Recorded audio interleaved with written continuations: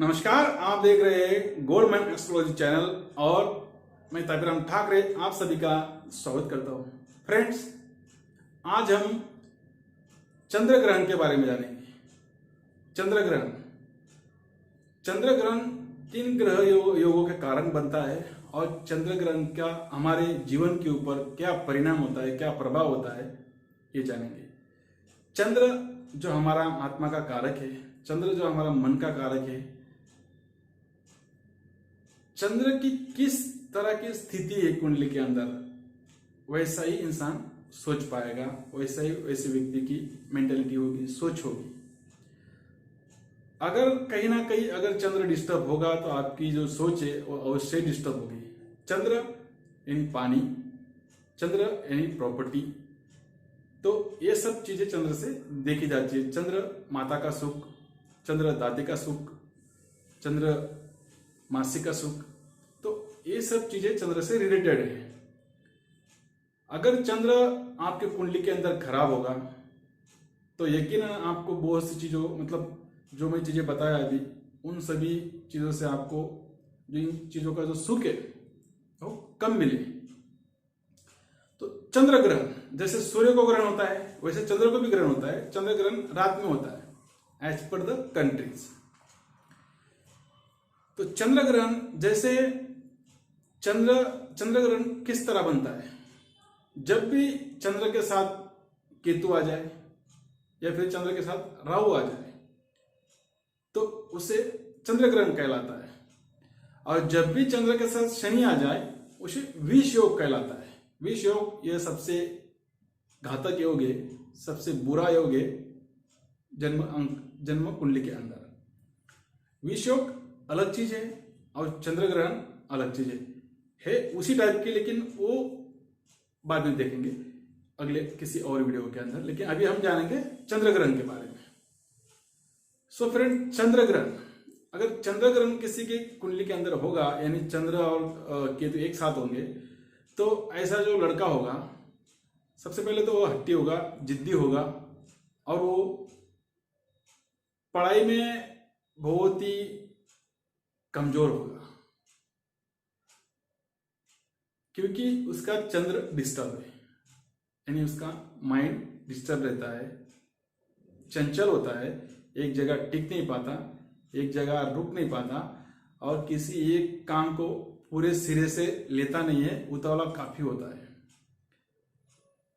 मतलब ऐसे व्यक्ति का दिमाग कभी एक जगह पे रुक नहीं सकता और हो सकता है बहुत बार इमोशन भी हो जाता है। ऐसा आदमी बहुत बार इमोशनल हो जाता है, फिर वो कोई भी घटना हो सकती है, इसका कोई लिमिट नहीं है। तो चंद्र ग्रहण का इलाज करना बेहद आवश्यक होता है। सो फ्रेंड्स, जिस तरह हमने देखा कि सूर्य ग्रहण 12 ग्रहों के अंदर अलग अलग घरों में होता है, उसी तरह चंद्र ग्रहण भी अलग अलग घरों के अंदर होता है और उसका हर एक घर के हिसाब से अलग अलग इंपैक्ट होता है, अलग अलग परिणाम होता है। अगर दूसरे घर के अंदर चंद्र ग्रहण होगा तो 100% आपको प्रॉपर्टी से संबंधित, यानी जो आपकी जमा पूंजी से संबंधित समस्याएं खड़ी होती होंगी। आप लाख कोशिश कर लीजिए, जमा पूंजी कर नहीं पाओगे। लाख कोशिश कर लीजिए और कर लिया तो 100% आप ही ऐसी कुछ घटना घटित करोगे, आप ही ऐसी कुछ सोच पैदा करके ऐसा कुछ कर दोगे जिसमें नुकसान उठा लेंगे, नुकसान कर दोगे, नुकसान हो जाएगा। यही चीज तीसरे घर से होगी, यही चीज चौथे घर से भी होगी। चौथा घर तो खुद चंद्र का घर है, पक्का घर है चंद्र का। अगर चौथे घर के अंदर ही अगर चंद्र ग्रहण होगा, यानी चंद्र केतु एक साथ होगा, तो फ्रेंड्स आपको जमीन जायदाद, वाहनों का सुख, माता का सुख, इन सब सुखों को आपको अवश्य ही लाभ कम होगा, इनमें कमियां अवश्य होगी। क्योंकि आपके अंदर वो जो सोचने वाली टिकट है, मतलब काम करने वाली टिकट है, वो पैदा ही नहीं होने देगा, इरिटेशन पैदा करेगा, उतावलापन पैदा करेगा और इसी के चलते कुछ ना कुछ आप गड़बड़ी कर देंगे, गड़बड़ी होती रहेगी और आपको हर एक समस्या का सामना करना पड़ेगा। पांचवें घर के अंदर अगर चंद्र होगा तो पांचवें घर के अंदर चंद्र अच्छा नहीं माना जाता है, क्योंकि ये सूर्य का घर है और सूर्य की राशि अगर उसमें होगी तो चंद्र और भी खराब हो जाता है। हाँ, पांचवें घर के अंदर केतु सही माना जाता है, लेकिन चंद्र के लिए अच्छा घर नहीं होता है। यही उसके बाद छठा घर, छठे घर के अंदर वैसे ही चंद्र पाताल में चला जाता है, यानी मीही का पानी यानी खारा पानी। छठे घर के अंदर के चंद्र को खारा पानी कहलाता है, जो किसी काम नहीं आता। लेकिन बारीक सोच के लिए और कुछ यानी वैज्ञानिकों की जो सोच होती है, जो बारीक बारीक जो क्या बोलते हैं उसको, एक्सपेरिमेंट, वो सोच यही चंद्र देता है जो छठे घर का चंद्र होता है। लेकिन इसका इलाज करना जरूरी है, नहीं तो ये आपको अगर इसके साथ अगर केतु बैठा हो तो आपको कर्जे के अंदर और खुद की बीमारियों के ऊपर काफी पैसा खर्च करवा देगा। जो ऐसी ऐसी बीमारी आएगी, एक के बाद एक, दूसरे के बाद दूसरी आपको होगी, फिर आपके घर के अंदर माता को हो सकती है, या फिर कोई ना कोई ऐसा होगा घर के अंदर जिसके ऊपर आपको बीमारियों पे या फिर कर्जा में फंसाए रखेगा। उसके बाद सातवां घर, नौवां घर, 10वां घर, 10वें घर का चंद्र ग्रहण इतना खास नहीं रहता है।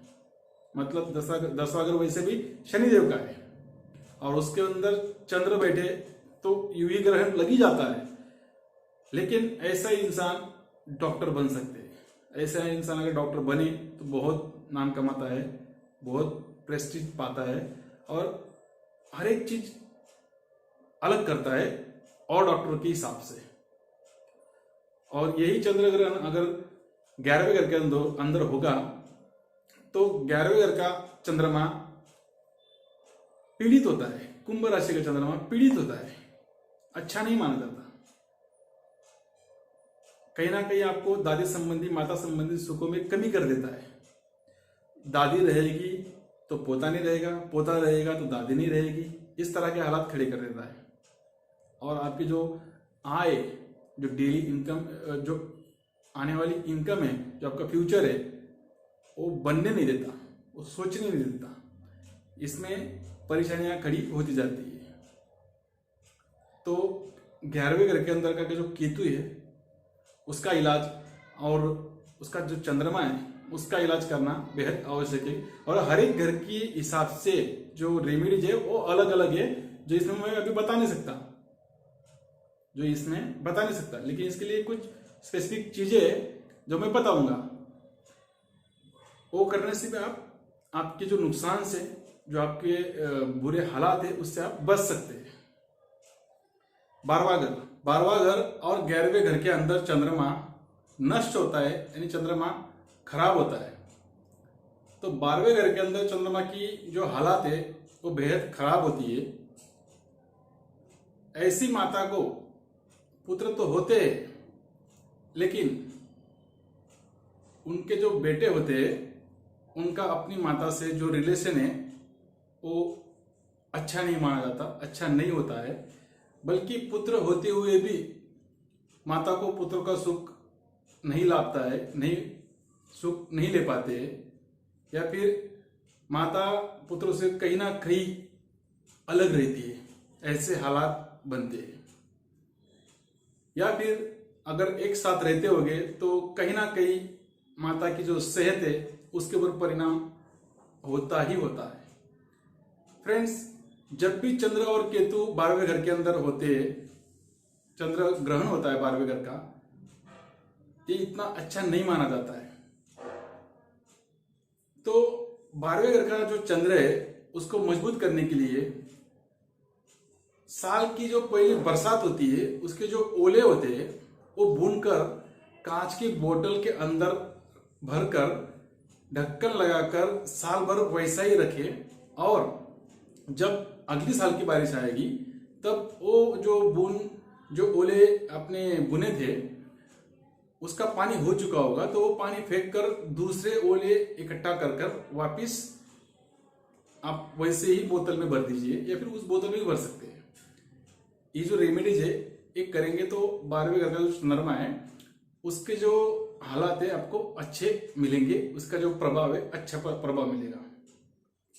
तो यहां तक हमने जान लिया कि 12 घरों के अंदर चंद्र ग्रहण किस तरह से होता है।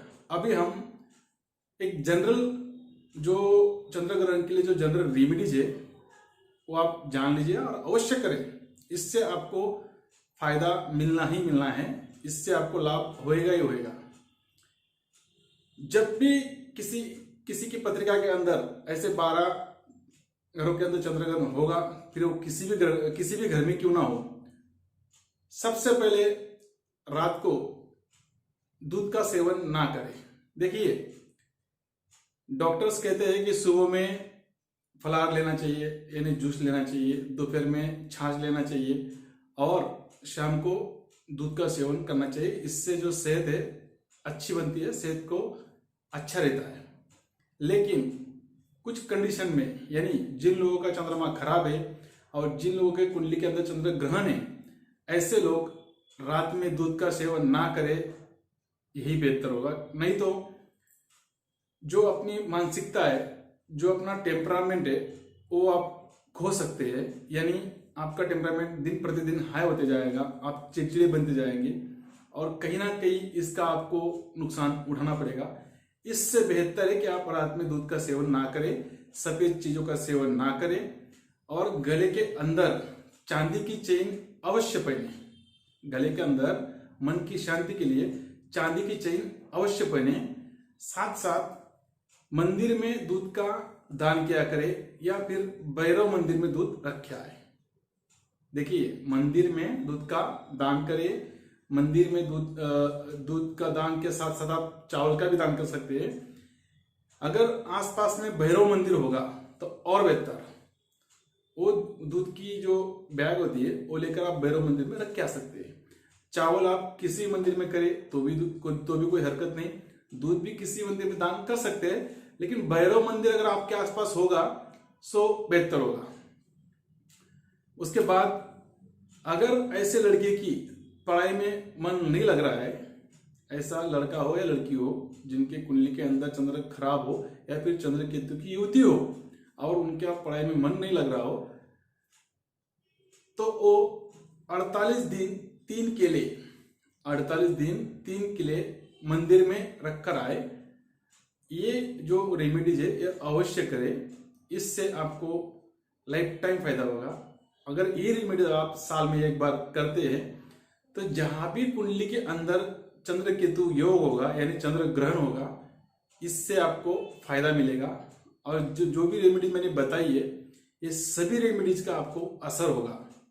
सो प्लीज, मुझे उम्मीद है दोस्तों हमारी ये छोटी मोटी रेमेडीज आपको अवश्य समझ में आई होगी। रेमेडी छोटी है, असर बहुत करती है, असर दिलाती है। सो आप आजमा के देखिए।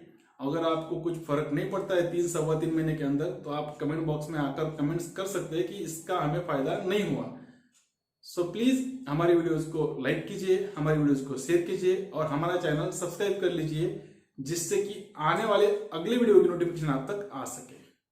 नमस्कार।